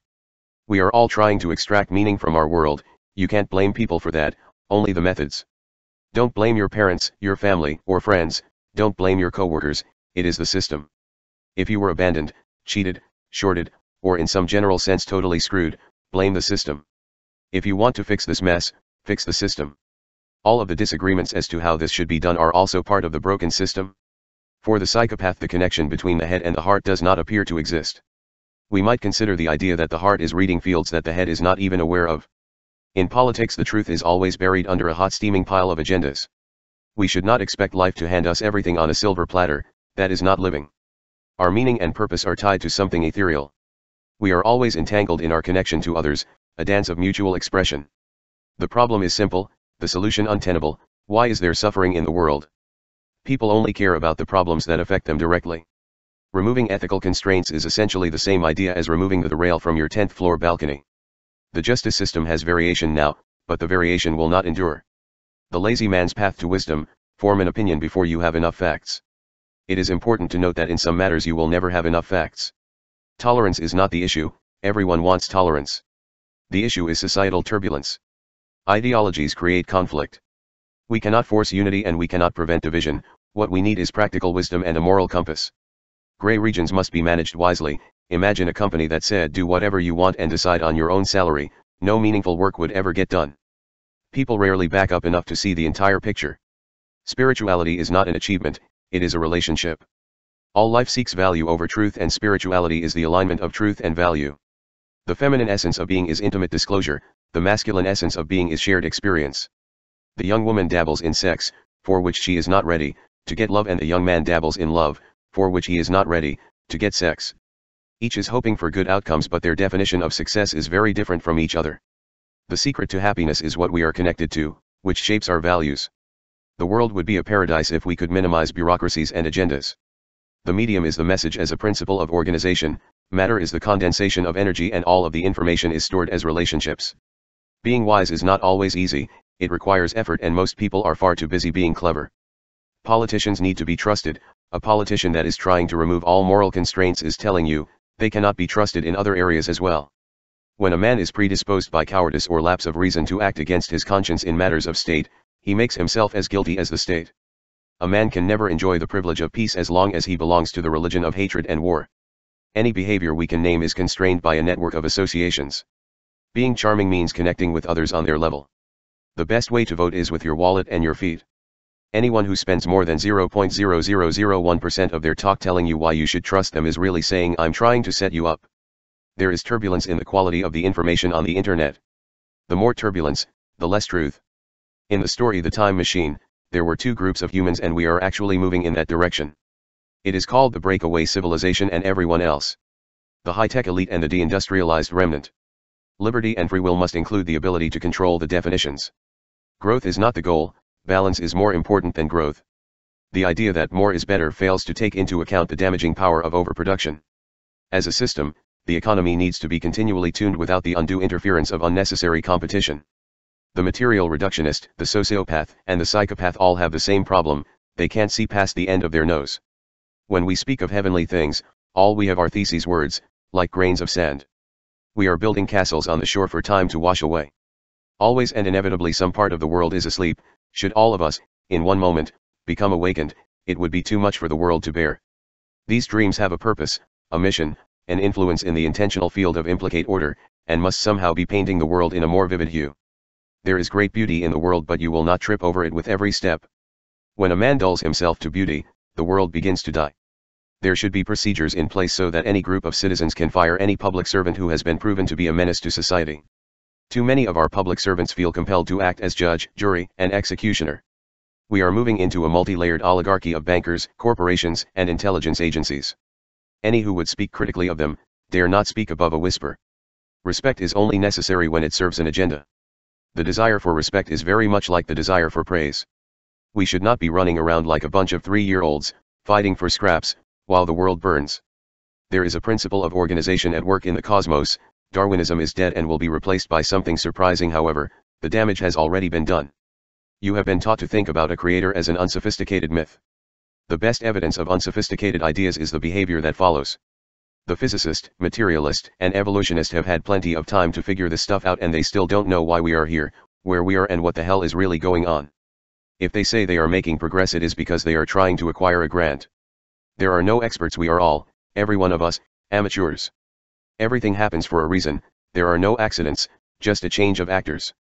Lawyers drag out litigation because they can get more money. It is the same for bureaucrats that want perpetual wars.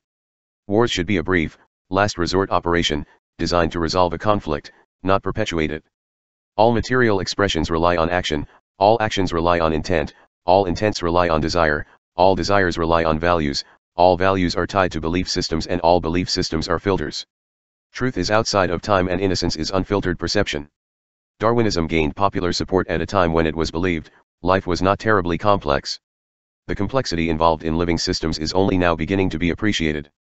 We are a very long way from understanding the many layers of complexity involved, and by the time we are finished figuring it out, Darwinism will be a very naive assumption. The battle of good versus evil looks very much like the battle of grace and mercy versus law. Could stupid be driving the system? I can guarantee you that stupid is involved.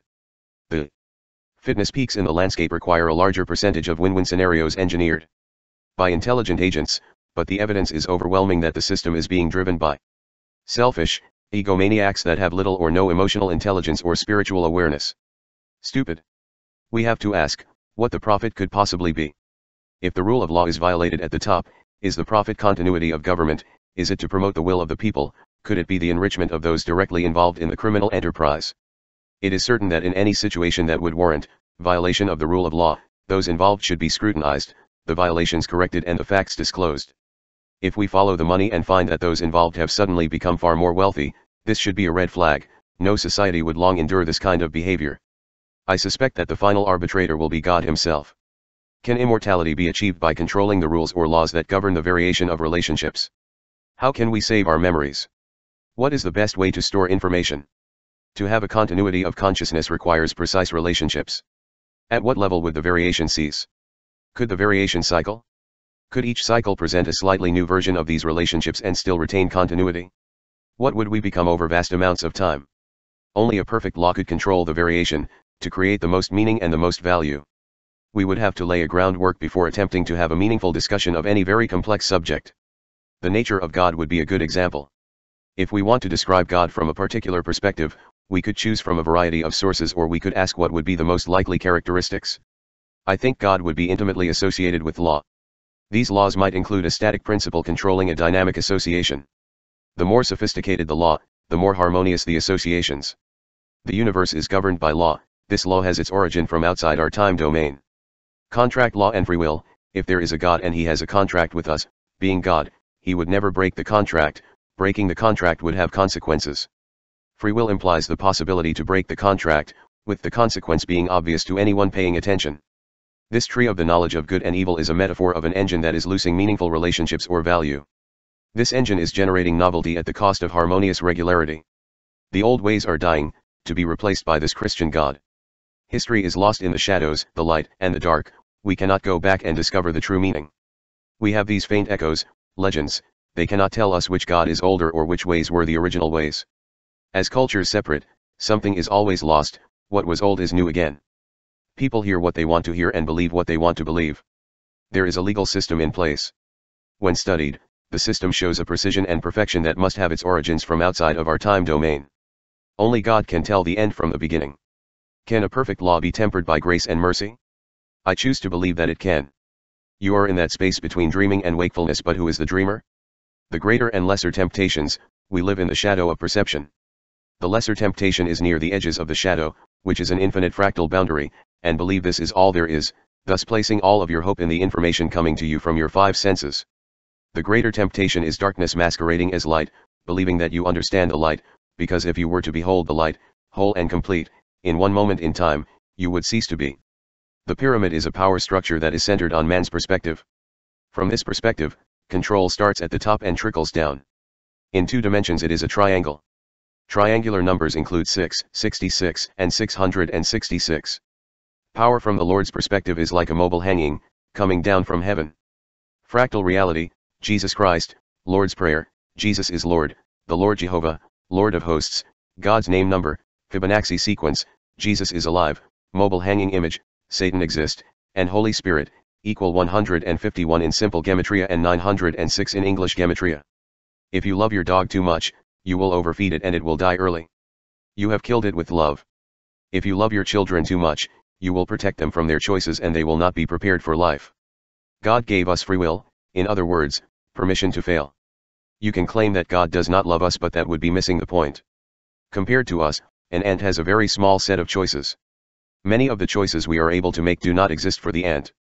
All of our choices exist in the time domain and are, in a sense, disconnected from God.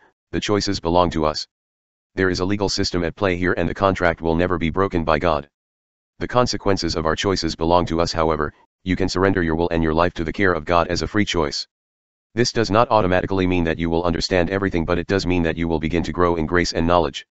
This is not an achievement, it is a relationship. Eventually, everyone will believe in God, there will no longer be a choice, the choice will no longer exist.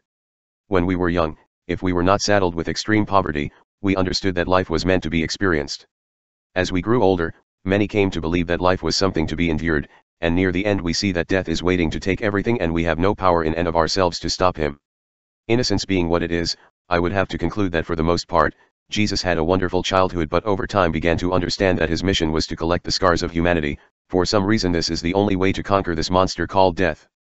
He has, in a sense, removed the dross, and the only man-made thing in heaven will be those scars. Of the things we are able to choose, some choices are more important than others. Choose to end well, if you can. We need to have a heart for the lost. Complaining about the lost and calling them names solves nothing. Do you know why there are so many Christian denominations? Do you want to follow Barabbas or Jesus? At the trial of Jesus, most of the religious people voted for Barabbas, and it will be the same today.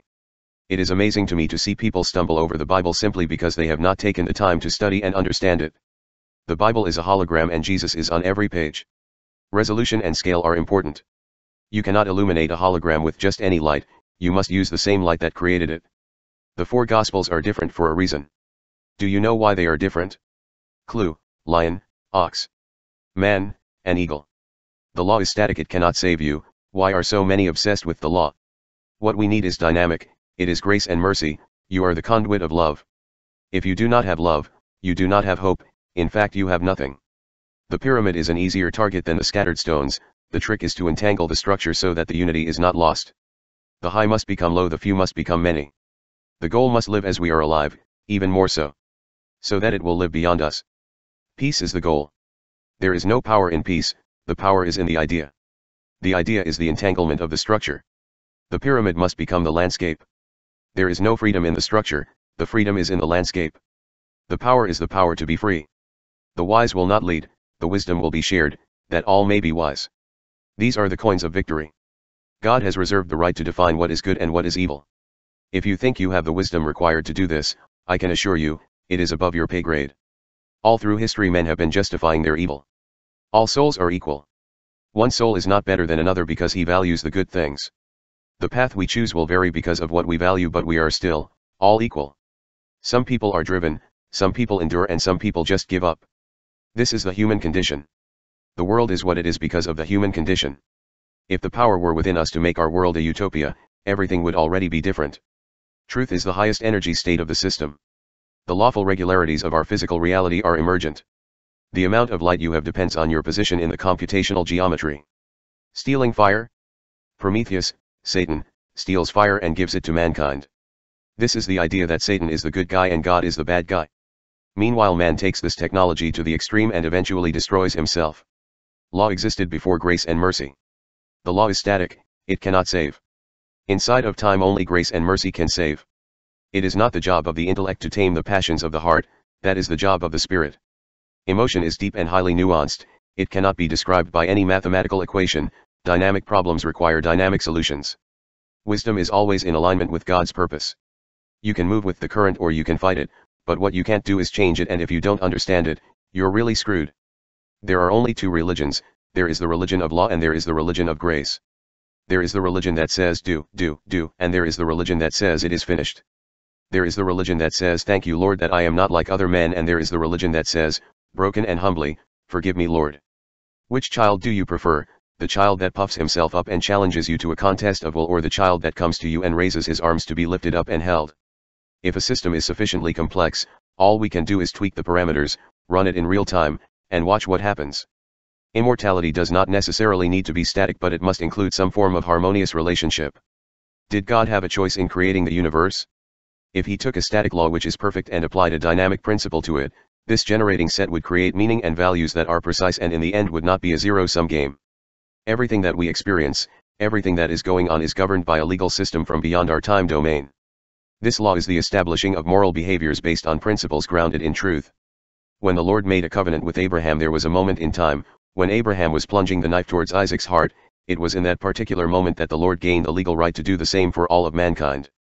2,000 or so years later, Jesus, the living Word, Logos, was offered up. When we say that Jesus was innocent, I suspect that this means that his perception of reality was unfiltered, like Adam's before the fall. However, Jesus was one with the Father and had the wisdom of the Father, and so he knew the consequences of every choice. Could Jesus refuse to submit to the sacrifice? I think he had the same free will that Adam possessed, but like Isaac, he submitted to the will of the Father. In this way the Lord regained legal rights to the earth and all its inhabitants. Man is powerless under the law. Jesus fulfilled the law. What we need is grace and mercy. Faith in its purest form is a complete trust in the finished work of Jesus. It has been another 2,000 years or so since the cross, and I suspect that the time is rapidly approaching when the Lord will prove that the wisdom of men will fail. The idea of an offering as we often see it, is to offer from our abundance, thinking we have really done something. This is the same as the temple priest offering the sacrifice again and again under the law. This is like a temporary solution to a permanent problem. The offering Jesus made was complete and total. He gave everything he had, his life. This was a better, more secure offering. There is no way to improve on it, it is complete. Nothing more can be added. You can try, but as I have already stated, it would be pointless. Positionally you want to be under grace, not under the law. I am standing in the kitchen of the most posh restaurant you can imagine and I hear a skirmish outside. Two men are fighting over a scrap of food from the garbage can. The owner of the restaurant says to me, "Invite them in, I will feed them." So I go outside and say, "Hey guys, great news, don't waste your time with that rotting food, you've been invited to a great banquet," and they get mad at me. "We don't believe you," they say. "Why would I lie about a thing like that?" I reply, "All you have to do is walk through the door and you will see for yourself." They just curse me and continue fighting. You cannot win the heart of another by force, so why is power so desirable? King David had power and influence, and his personal life was in shambles. King Solomon had wisdom and the desires of his heart, and in the end only the wisdom remained. Solomon said that all was vanity or pointless. Salvation, past tense, from the penalty of sin, which means missing the mark. Present tense, from the power of sin. Future tense, from the presence of sin. There is what I will call the religion of the 10,000 lies. It does not matter which of these lies you believe, they are all the same religion. How many lies do you have to believe before you are in trouble? Not many. Look at Eve, she only needed 2 or 3 lies and she was off and running. When desire sleeps it is but a subtle influence, when desire awakens, it drives the world and everything in it in ways that are too sublime and terrible to imagine. I would like to give an example of the futility of spiritual achievement from a works perspective. Let's say we have 2 men, a spiritual giant and a spiritual midget. Both of them try to reach for the moon. The giant has the advantage, however, the difference is so small compared to the distance to the moon that it is essentially negligible. No man-centered method of achieving spirituality will prosper. Spirituality is a relationship, not an achievement. Truth as a static structure vs a dynamic system. To simplify, think of a stack of copy paper with 1 word on each page. Inside of time, we see each page one at a time, outside of time all of the words, on all of the pages combine to make a single word. This single word is truth, logos, it is the entire story, told in an instant of time. The fractal version of this story has another feature. As each page is presented to us, our intent creates a slightly new meaning that branches out, changing the story, an effect that turns the stack into a tree-like structure. Special note, the law is static, but grace, mercy, and redemption are dynamic. Our perception of the spiritual and the material must have balance. There is no balance. The system as a whole is now so out of balance that, it is amazing to me that those in control can even keep this puppet show going. Balance is the leading indicator of the health of the system. Quantitative easing has failed, its only purpose may have been to buy time. The rule of law has failed. Top politicians are committing felonies and no one seems to care or even notice. The main flaw, rewarding bad behavior. I am static, God, timelessness, law. Time is the first division of symmetry, one-dimensional, a fractal curve. Light is the next division, two-dimensional, a hologram. Dynamics is a fluctuation of symmetry. Understanding is a fluctuation of truth.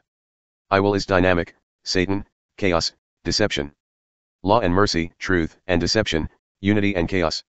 These are directions in the dynamics of qualia. Law, truth, and unity have a static quality. Mercy, deception, and chaos have a dynamic quality. The law is perfect, the law is just, but the law is static and incapable of saving you. What you need is dynamic, it is grace and mercy. God followed this static law to the letter, in a dynamic way, playing a masterful game of chess, and in the end provided a dynamic solution.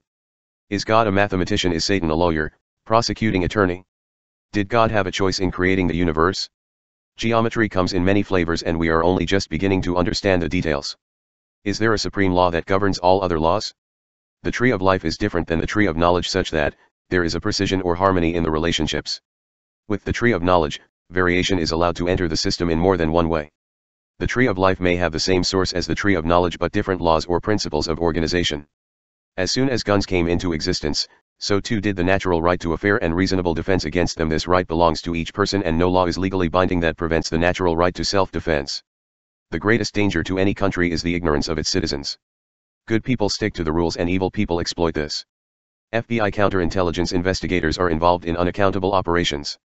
They do not have to answer for their actions because they will always claim that national security is at stake. What could balance the opposing forces? Debt and redemption. In any static application, law would balance these two extremes, but in dynamic systems it would be grace and mercy. Law is a constraint on dynamic associations. The idea that we should have sensible rules to live by is like traffic laws in that we need to keep from crashing into each other. As soon as the legislative body discovers that it can benefit at the expense of others from the laws it creates, the social fabric begins to unravel.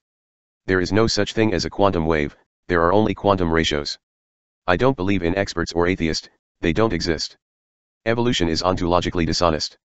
Emergence is a more sophisticated endeavor. Option 1, something from nothing. Option 2, eternal or perpetual motion.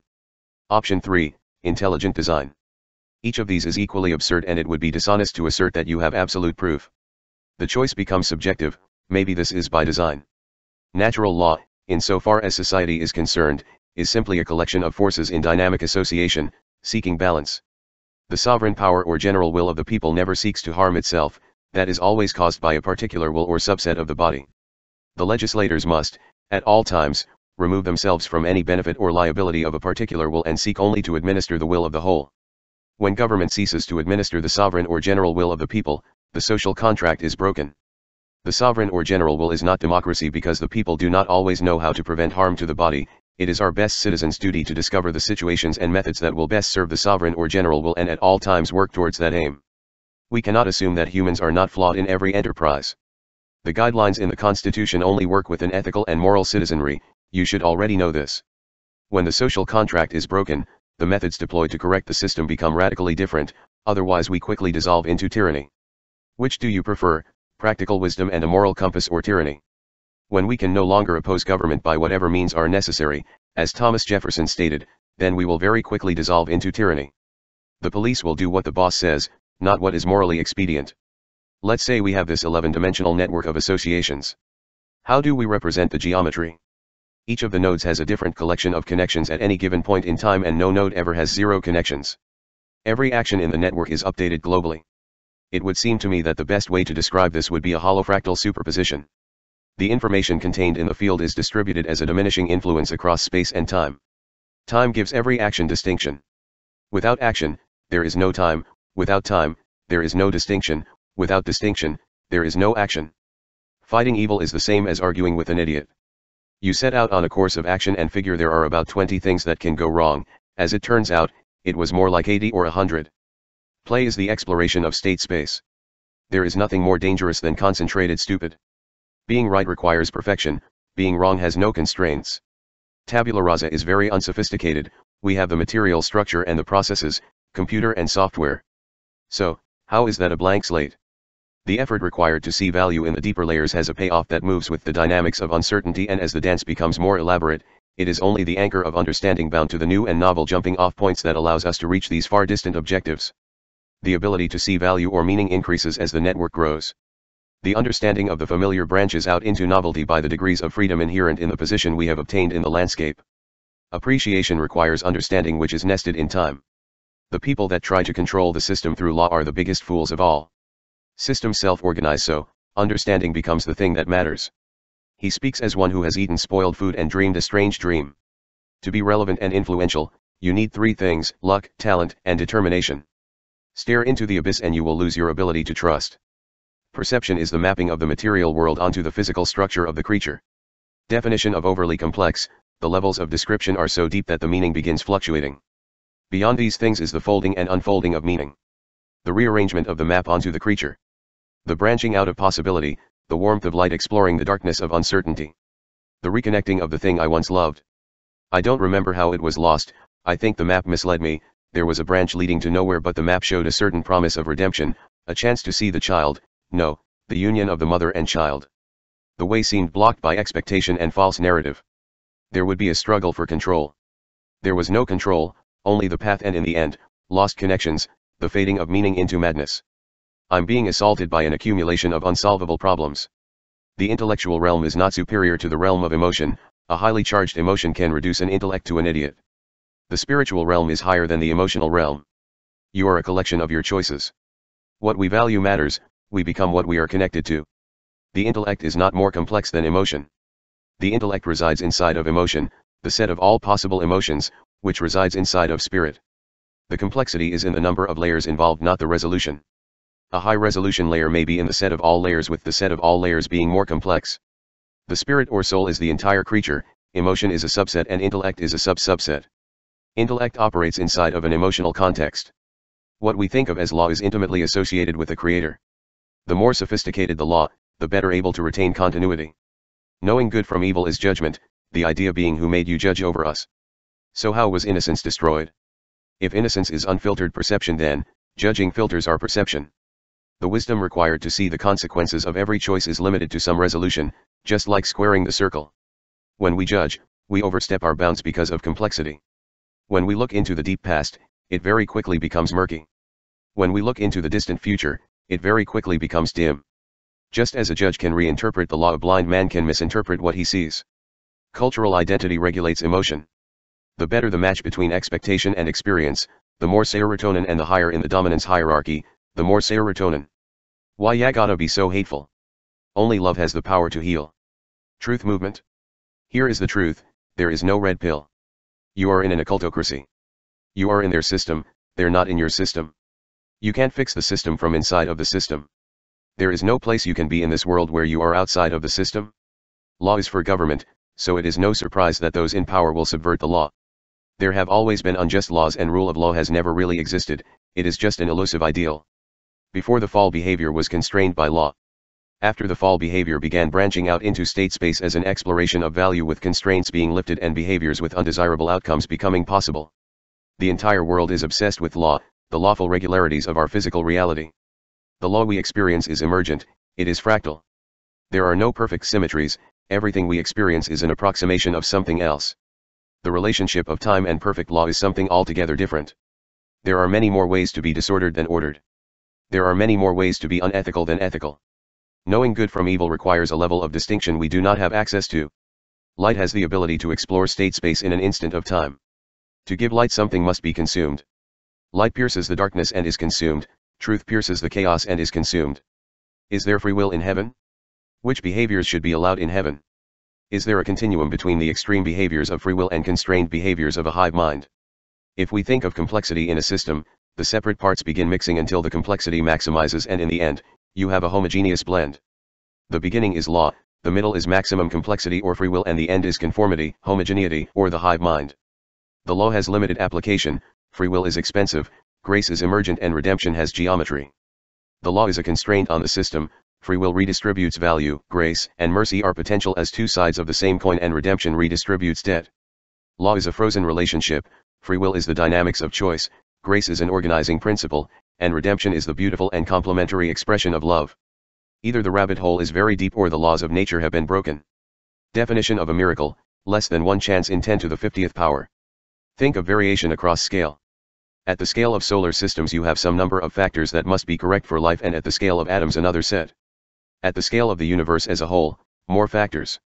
Taken as a whole, there are over 200 of these. Each additional factor reduces the chance of life exponentially. Another way we could look at this would be to consider the role of law, dynamics, and the measurement of value. This is a higher order of organization than a causal chain. Nothing novel or interesting happens unless it is on the border between order and chaos. A stream of energy is required. Where did the energy come from? Option 1, nowhere. Option 2, perpetual motion. Option 3, intelligent design. There is an organizing principle at work in the cosmos. Law is a constraint on behavior, dynamics is the engine, and the measurement of value is involved. We have moved from the industrial age to the age of information, and now we are entering the age of emergence. Evolution is the idea that accidents create structure and may the best accident win. Emergence is the idea that nature has discovered laws that we don't know about yet because we haven't found them, and there could be a very large number. How can a wave be quantized? How many of these things we call law are really emergent properties? A photon or an electron is not a thing, it is a description of a relationship. Ratio may be the only thing that is discrete. While the context is always in flux, ratio is not. What is law? As with many things, it depends on who you ask. In government, law is the method by which you extract value from the population. In other words, mafia tactics for filthy lucre. Many high-level members of society believe they are upholding the law. Here is the whole of the law. Love the Lord your God with all your heart, with all your soul, and with all your strength. Love your neighbor as yourself. The concept of law does not appear to be well understood, especially by law enforcement. There is more than one kind of law. Natural law, self-balancing. Emergent law, self-organizing. Foundational law, unknown origin, may be emergent. Man-made law, used to control or manipulate. Law relies on constraints. No constraints, no law. No law, no emergence. Militaries and law enforcement organizations tend to be, by necessity, cultish. Is evolution a theory or a law? The distinction between science and philosophy is blurred. You cannot claim the high ground of empirical science and then push a philosophical hypothesis. The best form of government man can create is a constitutional republic with the rule of law. Individual rights. Checks and balances. Representation by our best citizens. Distribution of power. Practical wisdom. Moral compass. Religion is bureaucracy. Spirituality transcends the laws it emerges from. Let God be true and every man a liar. Law relies on constraint, a collective principle of organization. Free will, in principle, has no such constraints. Our republic, founded on Christians' principles, only works well in a Christian nation. The continuum is free will on one side and a hive mind on the other. Free will, some evil is better than zero good. Hive mind, control by law or force, dystopia. Spirituality transcends the laws it emerges from. The best form of government man can create is a constitutional republic with the rule of law. Individual rights. Checks and balances. Representation by our best citizens. Distribution/separation of power. Accountability. Practical wisdom. Moral compass. How law is related to redemption. The exact moment in time when Abraham set the knife into motion towards Isaac's heart, God gained the legal right to sacrifice his only son for humanity. God's law is perfect, harmonic regularity and symmetry. Man's law is very different, dangerous, destructive. Evil doesn't play by the rules, so any who would oppose them, by necessity, should have little or nothing to lose. Lawfare, using litigation to wear down your opponent. Violence, used to silence opposing opinion. Propaganda, used to control behavior. Law, used to eliminate opposition. Power without accountability guarantees mafia-style operations. In politics, in law enforcement, in commercial enterprise. The main problem with all religions is the man-made laws created to perpetuate flawed ideologies. Why law can be problematic? Most laws today do not promote justice, they promote control. The rule of law becomes even more important as we reach the top of the hierarchy. If law enforcement could prevent tyranny, there would be no tyranny. Because all tyrannical governments rely on law enforcement. A message to all the members of law enforcement. No tyranny can exist without the support of law enforcement. Be wise. Be professional. The line between good and evil cuts through the heart of every man. No matter how much you love the law, you are not immune. There is a connection between legalism and pride. Legalism says I am right in my position.